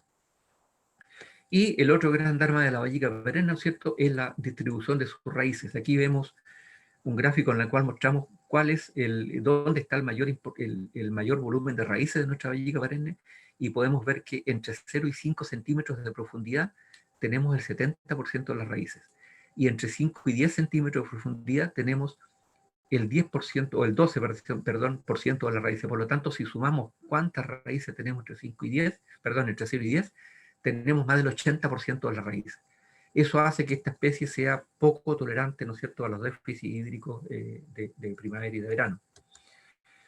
Bueno, pero sin embargo tenemos especies que están hace muchos años entre nosotros y que prácticamente, como veíamos en esta encuesta que yo hice, nadie las usa o casi nadie las usa, ¿ya?, que son el pastobillo, el bromo, la festuca y el festulolio. Estas especies antiguamente tenían limitantes que hoy día varias de ellas han sido superadas, como por ejemplo el elevado punto de crecimiento que tenía el pastobillo, que hacía que una pradera de pastobillo se nos mate, ¿no es cierto?, se transforme en unas pocas matas destruidas por el potrero. Eso hoy día ya no existe, las nuevas variedades de pastobillo no tienen ese problema, por lo tanto pueden formar una pradera densa igual que cualquier otra especie. El otro tema, la dureza de la hoja de la festuca, como por ejemplo manada de K31, que son las antiguas, Fauntal, ¿no es cierto?, han sido superadas hoy día por las nuevas variedades que hay en el mercado, ¿no es cierto?, y que son bastante más palatables y más agradables de consumir por parte de los animales. Y la menor velocidad de establecimiento que tienen estas especies, ¿ya?, comparado con vallica, hoy día pueden ser solucionadas con las diferentes alternativas de control de maleza que tenemos hoy en día. Ya, por lo tanto, gran parte de estos problemas que tenían esta especie hoy día son manejables y son solucionables. ¿Qué pasó en este último evento que tuvimos de baja pluviometría en nuestra zona sur? Ya en el año primavera-verano de 2014-2015, podemos ver que, como ya les decía anteriormente, a mediados de octubre dejó de llover, y de ahí para adelante no tuvimos vallica octubre, noviembre, diciembre, enero, febrero, marzo, al menos, ¿ya? Y solamente si sumamos tuvimos entre 4 y 5 meses con la vallica productiva, ¿ya? Dado que en invierno ninguna de estas especies, aquí está con rojo, ¿no es cierto?, ninguna de estas especies produce. La verdad que es muy poco para una especie, ¿no es cierto?, de nuestra pradera permanente, el que tengamos en un año con dificultades 4 a 5 meses productivos y los otros meses absolutamente improductivos. Sin embargo, en ese mismo periodo, los ensayos que yo tenía en línea, pudimos medir que, excepto el invierno obviamente, y excepto en el mes de febrero, los otros meses del año, sea por lo menos 8 meses o 9 meses del año, estas otras especies, bromo, pastobillo, festuca y festulonum, estuvieron productivas, ¿no es cierto?, a diferencia de la vallica. Por lo tanto, son especies que tenemos que considerar. ¿Qué características tienen cada una de las especies? Pensando en cuál podemos elegir para diferentes situaciones, ¿no es cierto? En primer lugar, si pensamos en la velocidad de establecimiento. ¿Qué velocidad de establecimiento tienen estas especies? La vallica perenne, como ya les mencionaba, es muy rápida para establecerle, por lo tanto, de todas estas especies es prácticamente la única que funciona bien en una regeneración de praderas. Estas otras, bromo, festuca, pastobillo, festulolum, son de lento establecimiento, por lo tanto, no podemos pensar en colocarlas con regeneración, sí con una siembra directa, con preparación de suelo. Palatabilidad. Bueno, casi todas son muy palatables, excepto la festuca y sobre todo las antiguas, como ya les mencionaba, K31, manada de Fauntal, vallicas antiguas por la dureza de sus hojas, las hacían quedar catalogadas en este grupo como de regular palatabilidad. Sin embargo, vallica perenne, bromo y pastobillo, una palatabilidad bastante buena, sobre todo la vallica perenne, que es la que más se destaca. Tolerancia a la sequía, bueno, baja para la vallica, ¿no es cierto?, y de media alta para estas otras 3 especies, ¿ya? Tolerancia al anegamiento, la única que tiene algún grado de tolerancia para soportar suelos que se inundan, suelos ñadi, ¿no es cierto?, es la festuca, que tiene una tolerancia media, ¿ya? Sin embargo, aquí insisto en que la alternativa es no colocar una especie que en alguna medida se adapte, sino que ojalá poder hacer estas obras de drenaje, ¿no es cierto?, y tener en nuestro predio altas producciones en todos nuestros potreros. Y el rango de adaptación a pH, la que tiene un rango más amplio aquí es festuca, ¿no es cierto?, se adapta a condiciones de entre 4, 5 y 7,5. Sin embargo, estas otras especies tienen un rango un poquito más estrecho, ya 5, 5, 7 la vallica y el bromo, ¿no es cierto?, y 5, 5, 7, 5 el pastovillo. ¿Qué ha pasado en los ensayos que hemos tenido en este último tiempo respecto de estas 5 especies? En un proyecto Corfo que tuve hace unos años atrás, evalué todas las variedades que había en el mercado de pastovillo, festuca, festulorum, bromo, vallica, en 5 localidades. Desde la región de la Araucanía, pasando por la región de los ríos, ¿no es cierto? Y aquí también en la región de los lagos, en 5 lugares distintos, como gran promedio de las 3 temporadas en que evaluamos estos ensayos, mientras nuestra vallica nos rindió en promedio de los 3 años de las 5 localidades 100, el bromo rindió un 10% más, el festulolium un 12% más, la festuca un 16% más y el pastovillo un 19% más. Por lo tanto, año calendario, ¿no es cierto? La vallica tuvo un primer año bastante bueno, pero ya a partir del segundo año, todas estas otras especies la pasaron, digamos, y la sobrepasaron en términos de rendimiento anual. ¿Qué pasa con el cálculo que hice de cuánto producen estas mismas especies? Solo en el verano, o sea, de diciembre a marzo, aquí tenemos el gráfico, mientras la vallica, ¿no es cierto?, produjo esta cantidad, el festulolium produjo un 50% más, la festuca un 83% más, el bromo más que duplicó este rendimiento, 133%, y el pastovillo duplicó este rendimiento en el verano, insisto, entre diciembre y marzo. Por lo tanto, si bien es cierto, a través de todo el año hay una mayor productividad de estas especies, en verano es claramente ventajoso, ¿no es cierto?, tener este tipo de especies en nuestros predios. Bueno, esta foto la muestro porque para mí es bastante emblemática. El año pasado fui a visitar un predio en la zona de Payaco, de Regina, en la cual me encontré sorpresivamente con un productor que tenía el 100% de su predio con pastovillo. Él tenía un sistema de crianza con animal Angus, ¿no es cierto?, y él me comentaba de su excelente experiencia de tener el 100% de sus potreros con pastovillo, porque además de tener muy buena producción, de tener muy buenos veranos, ya él había tenido sus potreros más antiguos, tenían 9 años de antigüedad, sin embargo el pastovillo seguía con un muy buen stand de plantas, por lo tanto, alta persistencia y alta capacidad de tolerar veranos secos, ¿ya? Y como digo, lo muestro porque es el único predio en que me he encontrado en que el productor tiene el 100% de sus praderas con una especie distinta a vallica. Ya convengamos en que el 90% de la semilla de pradera permanente que se vende en la región es de vallica y el otro 10% se reparten entre pastovillo, bromo, festuca y festulolium. Bueno, aquí muestro también esta foto porque es muy interesante. Ya les mencionaba anteriormente que me tocó ir hace unos años atrás a visitar centros de investigación y predios lecheros en Nueva Zelanda, y ellos ya en un número importante de predios lecheros ya habían hecho el cambio de vallica por festulolium, y aquí este productor tenía este festulolium que se ve de una pradera de extraordinaria calidad, ¿no es cierto?, más tolerante al déficit hídrico que obviamente la vallica. Y me encontré con esta otra sorpresa, una lechería en la cual el 100% de las especies que él tenía eran festuca. O sea, ya un número importante de productores en Nueva Zelanda están reemplazando la vallica por festuca y por festulolium con muy buenas producciones. Y van a ver ustedes en la próxima diapositiva sobre qué suelo estaba esta festuca, que aún más impresionado. Era un suelo absolutamente arenoso, ¿ya? Los mismos suelos que nosotros tenemos en la octava región, ¿no es cierto?, en la zona de Los Ángeles, cuando pasamos por ahí por la doble vía, y vemos que a ambos lados de la carretera hay un suelo absolutamente arenoso, y ahí nos dicen, solo se puede colocar pinos. Bueno, en Nueva Zelanda, en esa misma condición, tenían una excelente pradera de festuca, ¿no es cierto?, y producción de leche, lo que me llamó muchísimo la atención. ¿Qué es lo que ha pasado con estos ensayos que he tenido aquí en el INEA al comparar estas especies con vallica, ¿verdad? Podemos ver que el año pasado, el 15 de abril, de 2019, ¿no es cierto? Recordemos que la primera lluvia efectiva del año pasado, el 2019, se produjo el 1 de mayo, por lo tanto tuvimos un déficit hídrico importante a partir de fines de enero, ¿ya?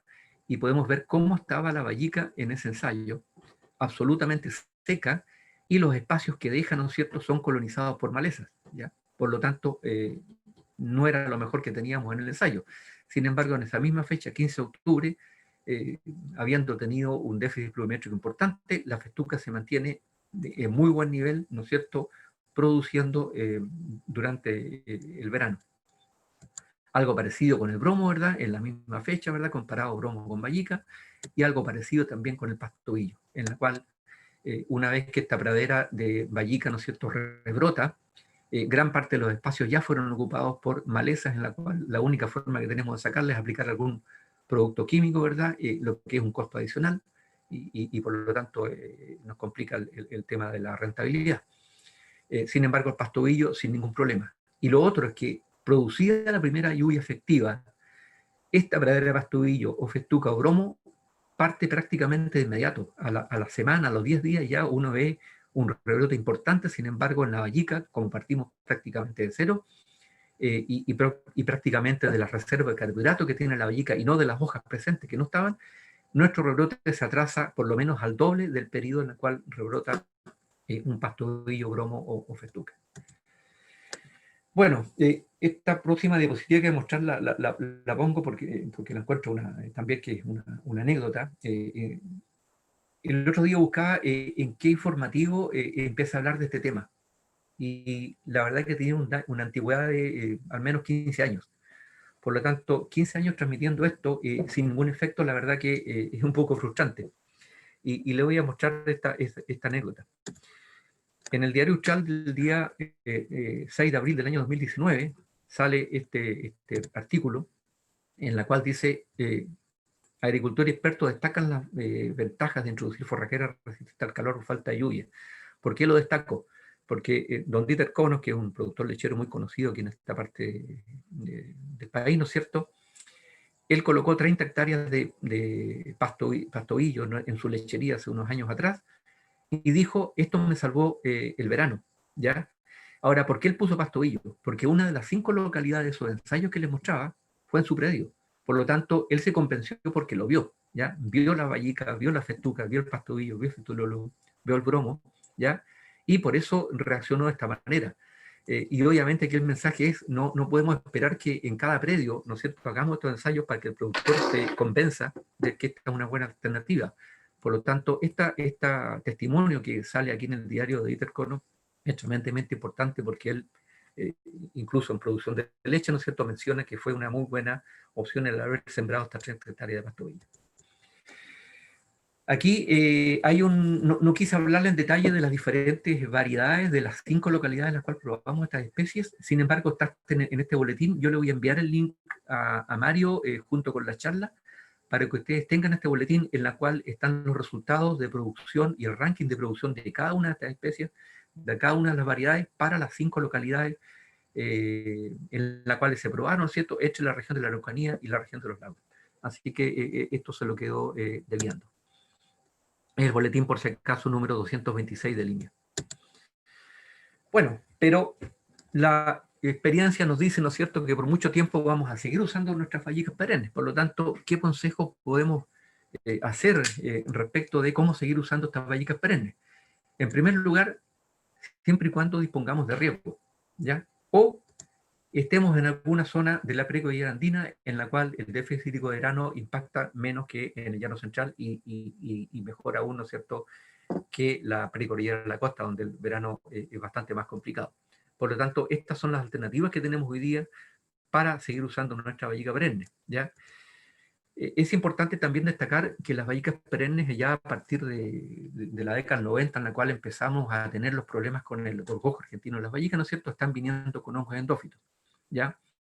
Y les muestro este cuadro porque estos hongos endófitos tienen una serie de toxinas, ¿ya?, de alcaloides, como la peramina, la argovalina, la Olichem B, Yantitrem en algunas de ellas, y lolinas en otras variedades, ¿no es cierto?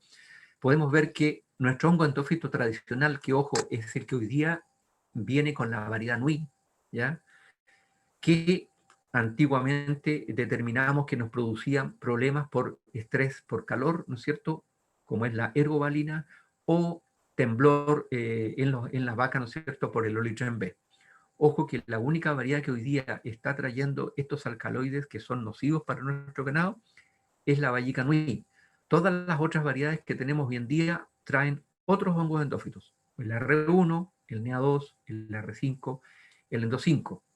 La mayoría de ellos con niveles intermedios de ergovalina. ¿Por qué? Porque en Nueva Zelanda se dieron cuenta que cuando bajaban aquí a cero, como en el caso del R1, a cero la ergovalina, tenían problemas con gusanos blancos, coconillas negras, por lo tanto, colocaron hongos endófitos en sus vallicas con un nivel intermedio. ¿Qué pasa con el hongo R37? Es un hongo que en Nueva Zelanda controla con conillas negras y gusanos blancos, tiene un compuesto distinto a las otras, que es el Yantitrep. Sin embargo, tuvo problemas de viabilidad del hongo al llegar a nuestro país, por lo tanto, hasta el momento no ha sido una buena opción, ¿ya? Y los últimos hongos llegados a nuestro país son el ECH y el JAPE, ¿no es cierto? El ECH, que al tener algún nivel intermedio de ergovalina, es capaz ya de controlar algunos gusanos blancos en Nueva Zelanda, no está demostrado aquí en nuestro país, y el JAPE, que es un hongo muy especial porque es un hongo extraído desde la festuca y trasladado a la vallica, ¿ya? Que viene de Festuca rubra, ¿ya? Y este hongo tiene un grupo de compuestos llamados lolinas, que en Nueva Zelanda también son capaces de controlar tanto con conillas negras como gusanos blancos, pero insisto que aquí lamentablemente no hemos tenido el presupuesto y el proyecto para poder evaluar si estos hongos funcionan o no en nuestras condiciones. Lo otro importante que le quiero destacar es respecto también de la Vallica Nui, ¿no es cierto? La Vallica Nui es una variedad muy antigua que tiene 40 años, 35, 40 años de antigüedad aquí en la región, que en su época, como ya les decía, cumplió su misión, que es tener muy buenas praderas hace 40 años, ¿verdad? Que fue cuando Línea lo introdujo, ¿ya? Sin embargo, si hacemos hoy día un cálculo económico a lo que significa seguir usando Nui, ¿y por qué lo digo esto? Porque sigue siendo la variedad perenne más vendida. Sin embargo, no consideramos que esta variedad se quedó atrás no solo en producción, sino que también en calidad. Y veamos si hacemos un cálculo económico, ¿qué significa el seguir sembrando esta variedad? ¿Ya? Convengamos que el costo por hectárea de sembrar este tipo de especies es de 400 a 500 mil pesos aproximadamente, de las cuales gran parte del costo es fertilización más productos químicos, ¿ya? Por lo tanto, si nosotros queremos hacer un ahorro en nuestra siembra de praderas, lo podemos hacer de este fertilizante más los productos químicos, en la cual si tomamos un buen análisis de suelo y le apuntamos a lo que tenemos que colocar en nitrógeno, fósforo, potasio, azufre, magnesio, etcétera, etcétera, podemos estar haciendo grandes ahorros, ¿no es cierto? Y no estar colocando o fertilizantes de más o fertilizantes de menos, ¿ya? Producto de que no tenemos un análisis de suelo. Un análisis de suelo cuesta 20 y tantos mil pesos la muestra, por lo tanto es un mal ahorro, ¿no es cierto?, fijarse en ese costo y no apuntarle a la fertilización. ¿Y por qué digo yo que hay que hacer el ahorro aquí? Porque no hay que hacerlo con la semilla. La semilla en una hectárea es apenas el 16% del costo, ¿ya? El otro 20% son las labores, son las maquinarias que utilizamos. ¿Por qué sigue siendo tan vendida la Vallica Nui en este ejemplo? Porque la Vallica Nui es lejos la más barata en este minuto del mercado, está en promedio alrededor de 2.350 pesos por kilo. Sin embargo, cualquiera de las vallicas mejoradas que producen por lo menos un 10% más que Nui, ya cuestan 5.000 pesos. Por lo tanto, obviamente estoy pagando el doble con una variedad mejorada respecto de la Nui. ¿Qué pasa con estos 5.000 pesos de la vallica mejorada multiplicado por los 25 kilos que tengo siempre por hectárea? Estoy pagando extra 2.650 pesos por 25 kilos, o sea, al optar una vallica mejorada, estoy incrementando mi costo de siembra en 66.000 pesos por hectárea. Pero veamos cuánto pierdo al no colocar una vallica más productiva, ¿ya? Y aquí se dice, las variedades nuevas rinden, o hay muchas variedades nuevas que rinden al menos un 10% más que Nui. ¿Qué pasa si rinde un 10% más que Nui? Son 1.200 kilos de materia seca por hectárea, con un 70% de eficiencia de utilización. Significa que mis vacas pueden comer 840 kilos más de materia seca, dividido por 1,1 kilos de materia seca que necesito para producir 1 litro de leche, son 763 litros de leche adicionales, multiplicado por 250 pesos, ¿no es cierto? Un precio bastante modesto, porque en este último tiempo han estado mucho más alto el precio de la leche. Tenemos un ingreso extra por hectárea por haber sembrado una vallica más productiva y más cara, 190.000 pesos por hectárea adicional. Si le descontamos los 66.000 pesos que nos costó adicionalmente esta vallica más cara, tenemos que de todas maneras nos queda un ingreso extra de 124.000 pesos por hectárea el año 1. Pero a partir del año 2 son estos 124.000 pesos más los 66, que son 190.000 pesos. Por lo tanto, el ahorrar en una semilla de una variedad que ya está en el pasado, digamos, respecto de su producción y su calidad, es un muy mal negocio. Y por favor, cuando compren una nueva variedad de vallica, elijan una variedad más productiva y de mejor calidad y con el hongo endófito adecuado, como veíamos anteriormente. Este mismo cálculo hecho en producción de carne me deja en el primer año una adicional de 13.550 pesos por hectárea. Sin embargo, a partir del año 2 le tenemos que sumar estos 66.000 pesos y transforma en un ingreso adicional de 80.000 pesos por hectárea en producción de carne. Por lo tanto, el mensaje es claro, ¿no es cierto? Tenemos que sembrar variedades que son más productivas y de mejor calidad. Consideraciones finales. ¿Cómo tenemos, o qué tenemos que, en qué tenemos que fijarnos para elegir una de estas especies que normalmente no usamos en nuestros predios? Ya, pastobillo, festuca, fetulorium y bromo. Bueno, primero ver en qué era de edad climática estamos, ¿no es cierto? ¿Qué sistema productivo tenemos? ¿Qué categoría de animales tenemos? Y cuál es el grado de intensificación de nuestro sistema productivo. Porque, por ejemplo, en la medida que nosotros estamos en la precordillera andina, como ya le decíamos, podemos seguir optando y pensando en una vallica perenne. Sin embargo, si estamos en el llano central o precordillera de la costa, no podemos seguir pensando en esta vallica perenne como forrajera exclusiva de nuestras praderas. También, si el sistema productivo o el grado de intensificación es alto, ¿no es cierto?, y tenemos que seguir pensando en vallica perenne, tenemos que sí o sí regarla, ¿ya? Y también es importante la categoría de animales porque a un animal, por ejemplo, de carne, sin ningún problema le podemos dar o pastobillo o bromo.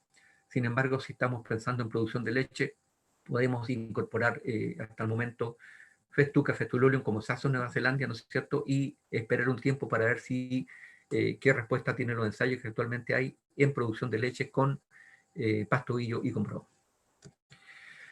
Y finalmente decir que es necesario continuar evaluando estas especies bajo pastoreo en sistemas cerrados de producción para determinar su rendimiento producto animal. En este minuto tenemos en concurso, ¿no es cierto?, un proyecto junto con la Seremía de Agricultura de la región de los lagos, un proyecto en el cual tenemos planteado hacer este trabajo, ¿no es cierto?, tanto en las provincias de Osorno como Yanquihue, como de Chiloé, colocar estas otras especies bajo un sistema de pastoreo, un sistema cerrado con terneros para llevarlos a su etapa de recría engorda, y de esa manera tener el dato de cuánta carne me produce un pastobillo, una festuca, un festulolium, una vallica, ¿no es cierto?, por lo menos un periodo de 2 o 3 años, para poder saber, ¿no es cierto?, en forma definitiva, si estas especies, ¿no es cierto?, como lo indican los ensayos en parcelas, son más productivas que nuestra vallica perenne. Muchas gracias, eso sería todo, ¿no es cierto? Quedo absolutamente disponible para consultas, ya que, dado que estoy en cuarentena, no puedo salir, así que todo el tiempo del mundo. Muchas gracias. Muchas gracias. Gracias a ti, Alfredo, por tu presentación.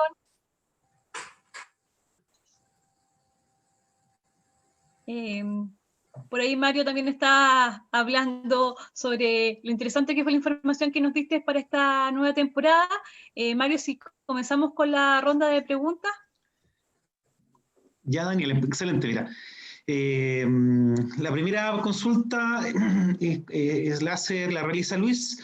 ¿Es recomendable en estos momentos tomar una alternativa de establecer cultivos suplementarios considerando los antecedentes entregados? Posible sequía, pensando en que mientras preparo el suelo, establezco, etcétera. ¿Sería una buena decisión tomar la decisión ahora? Mira, la verdad que tiene su riesgo importante. O sea, como yo le decía, ya llevamos, la última lluvia efectiva, como le mencionaba, se produjo el 29 de septiembre. O sea, ya han pasado 13 días. Y en el pronóstico meteorológico para los próximos 10 días de la página web ir.no de Noruega, tenemos que en los próximos 10 días no van a caer más de 2 milímetros dividido en 4 días, por lo tanto no absolutamente lluvias inefectivas. Si eso se cumple, vamos a tener 23 días sin precipitaciones, que para esta época del año, octubre, dadas las temperaturas, ¿no es cierto?, que ya estamos llegando a los 20 grados, para mí es un riesgo bastante importante el tomar la decisión de empezar ahora a quemar un potrero, preparar suelo y sembrar, porque eso significa que antes de 2 o 3 semanas no vamos a estar listos. Y si se mantiene esta condición de baja pluviometría, más encima que estamos en un evento niña encima, ¿no es cierto?, corremos el riesgo de que nuestros nados forrajeros, por ejemplo, como lo mencionaban en el periodo 2014-2015, en vez de 10 o 8 toneladas me produzca 3 o 4. Por lo tanto, es una decisión que va a tener que tomar el productor, pero es altamente riesgoso. Ahora, los que tienen riesgo, obviamente, sí pueden hacerlo. Perfecto, gracias Alfredo. Claudia nos pregunta por un detalle que mencionaste en tu presentación sobre la alfalfa que dura 9 años. ¿Cómo se hace esto? ¿Se usaba con soiling o pastoreo? A ver, sí, en esa época nosotros hicimos muchísimos trabajos de investigación respecto a la alfalfa y bastante tecnología. En general, nuestros alfalfares aquí en la región de los ríos y los lagos, ojo, me gustaría por ahí que si alguien de otra región hace una pregunta, se identifique, porque el otro día me pasó que di una respuesta pensando que era de esta región, ¿ya? Y la persona era de la Araucanía, por lo tanto la respuesta que di no era válida para el caso de él, digamos, ¿ya? Por eso es importante esto. Pero en nuestra región de los ríos y los lagos, ¿ya? La alfalfa, si uno la establece bien, ¿ya?, y hace un buen control de malezas inicial, es tremendamente importante, porque uno al alfalfar que nace limpio de malezas, ya tiene bastantes buenas posibilidades de llegar a estas persistencias de 8 o 9 años y más. Sin embargo, si desde un principio no nos preocupamos del control de malezas del establecimiento, podemos tener un periodo bastante más corto. Ahora, respecto al tema de utilización, los 5 cortes que normalmente 4 o 5 cortes que da la alfalfa en nuestra región, ¿ya? Uno se produce ahora a mediados, o a mediados en realidad de noviembre, el segundo corte diciembre, perdón, el tercero en enero, el cuarto en febrero, y un quinto corte pequeñito en el mes de abril, que más que nada es un corte de limpieza, que es no más de 1 tonelada. Los otros 3 o 4 cortes son de aproximadamente 4.500 kilos, ¿ya?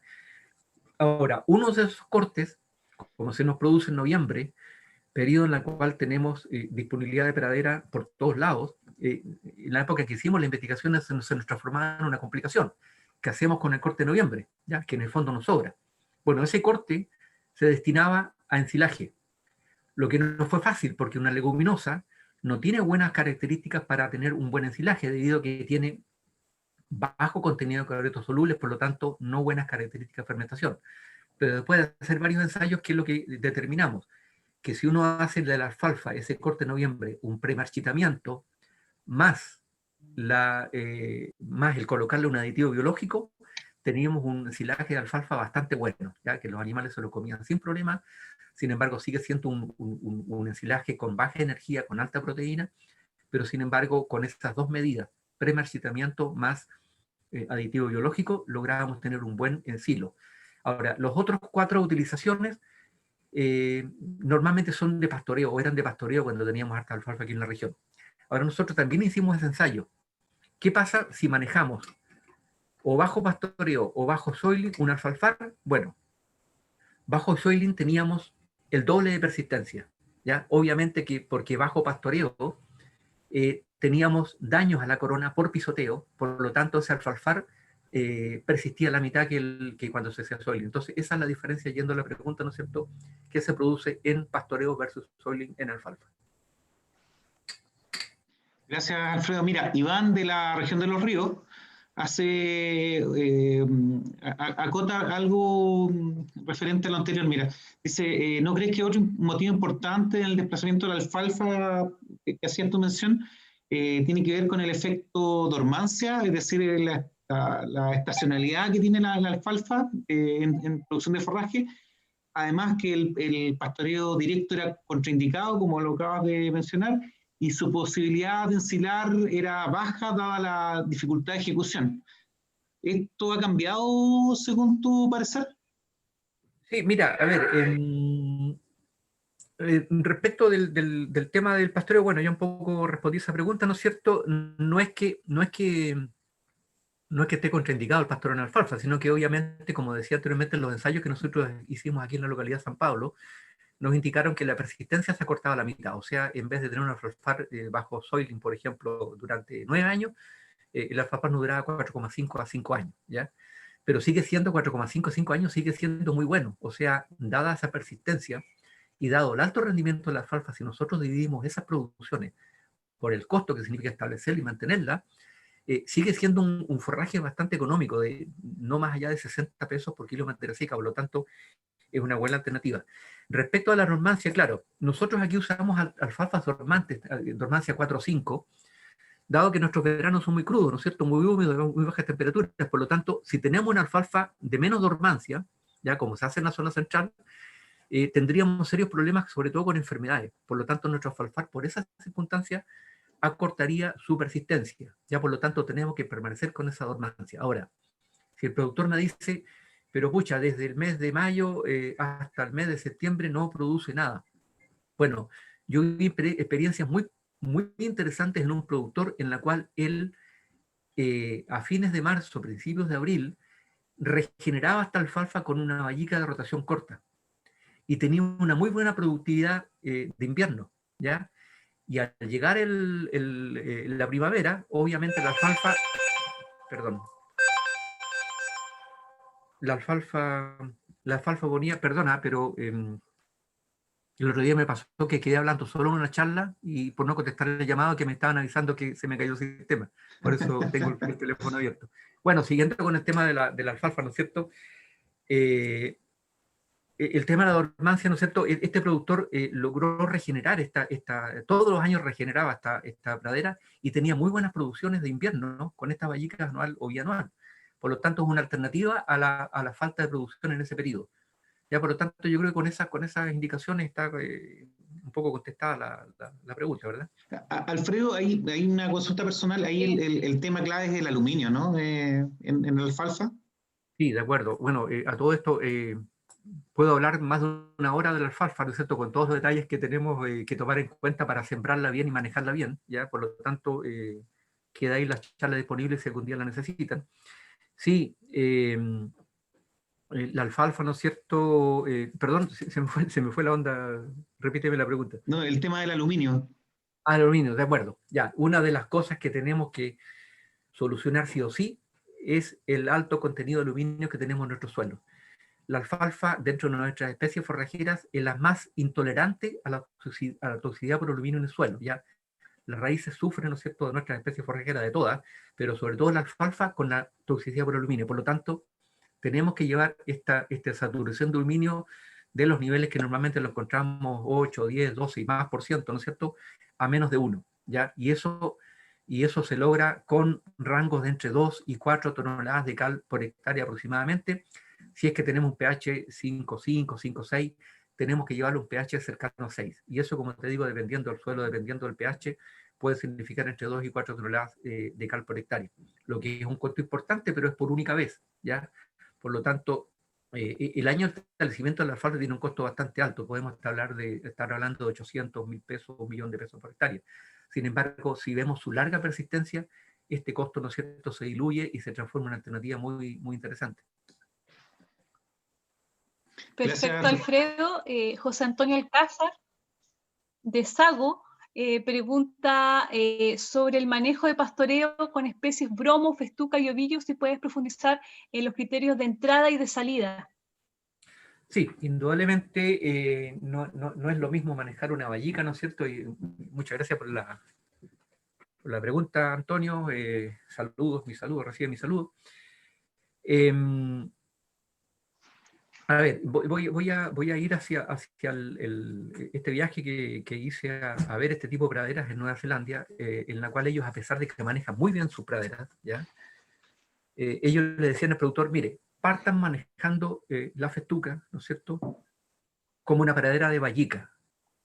No nos pasemos esos rangos, porque la festuca es más complicada de manejarla, ¿ya?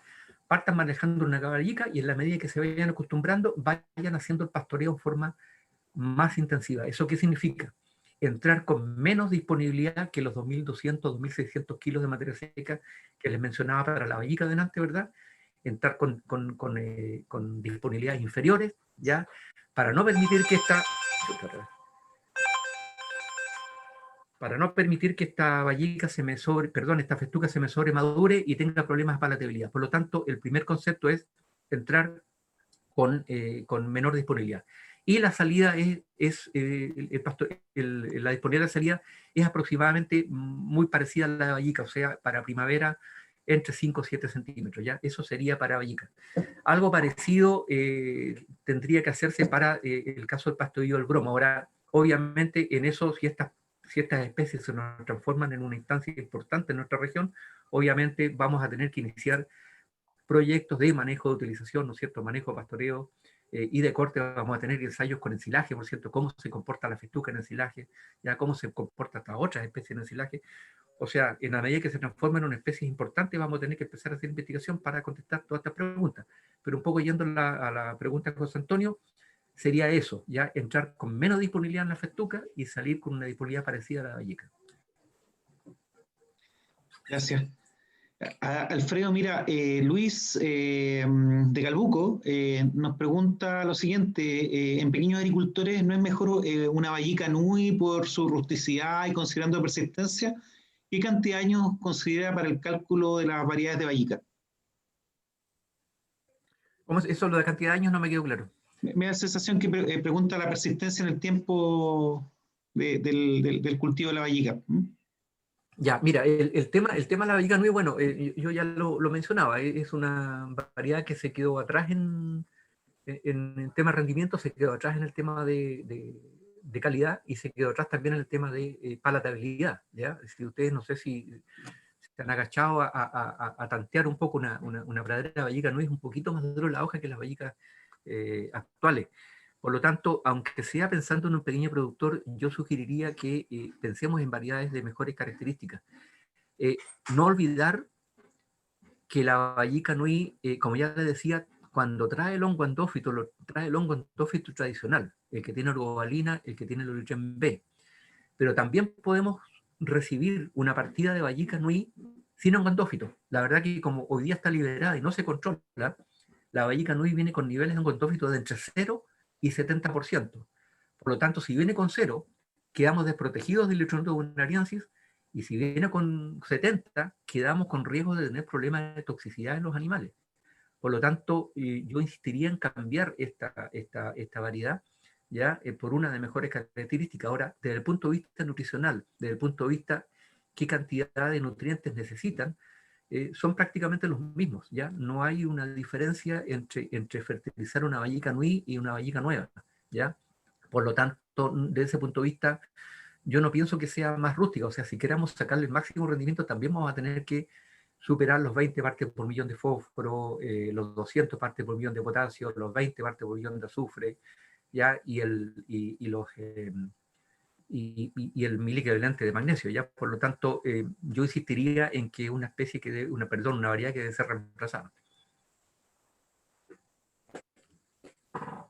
Gracias, Alfredo. Mira, Carlos Perfecto, de Puerto Alfredo. No, perdón. Dale, nomás, Daniel. Hagamos las dos. Él tiene dos preguntas, Carlos de Frankie de Puerto Vara. Así que yo hago la primera y Mario hace la segunda, ¿te parece? La primera dice: ¿cómo se comportan las especies gramíneas recomendadas, festuca, festulolium y pastobillo, en siembras asociadas con otras especies como leguminosas? Perdón, de nuevo me interrumpió el famoso teléfono. A ver, lo vamos a... Ya que terminó la charla, vamos a apagarlo. Perdón. Ya. Perdón. Va de nuevo. Entonces, la pregunta de Carlos Franque dice: ¿cómo se comportan las especies gramíneas recomendadas, festuca, festulolium y el pastobillo, en siembras asociadas con otras especies como leguminosas? Perfecto. Perfecto. A ver. Ahí lo voy a ver. Sí, mira, en el mercado uno encuentra mezclas de diferentes especies. en la cual, por ejemplo, la más común es encontrar mezclas de vallica, pastobillo y festuca, ¿ya? Hay muchos colegas que lo recomiendan y hay muchos productores que dicen que han tenido buenas experiencias. Pero, ¿cuál es la experiencia de observaciones que yo he tenido respecto de estas mezclas cuando yo las he probado o cuando las he visto en predios productores? Aquí la gran complicación es que la vallica, como veíamos, es bastante más agresiva para establecerse, ¿ya? Se establece mucho más rápido que las otras especies. La festuca y el pastobillo son más lentas. Entonces, de partida, nuestra vallica le gana la competencia a la festuca y el pastobillo, ¿ya? Por lo tanto, tenemos un stand de plantas mayoritariamente de vallicas, más que de pastobillos o de festuca. ¿Qué es lo que pasa cuando llega el verano? Lo vimos en las fotos. Si tenemos un verano con déficit hídrico, que son la mayoría de nuestros veranos, la vallica se seca, y ese espacio que deja libre, a diferencia de lo que muchos piensan, no es colonizado por festuca y por pastobillo, porque las plantas que quedaron debilitadas de la competencia están en el lugar que están y no son capaces de colonizar los espacios libres de vallica. Por lo tanto, esos espacios libres de vallica quedan malezas, ¿ya? Y esa es la experiencia que yo he tenido, o sea, para mí no es bueno. Sí podemos mezclar la vallica con el pastobillo si queremos hacerlo. O como se estaba haciendo en Nueva Zelanda, se estaban haciendo pruebas del bromo mezclado con el pastobillo para producción de carne, ¿ya? O sea, especies que tienen la misma agresividad para establecerse. Pero no colocar una especie tan agresiva como la vallica con algunas otras especies. Yo por lo menos no he tenido buena experiencia, pero insisto, hay colegas que lo recomiendan, hay productores que dicen que les va bien. Bueno, si tienen esa experiencia, pueden seguir, digamos, con esa mezcla.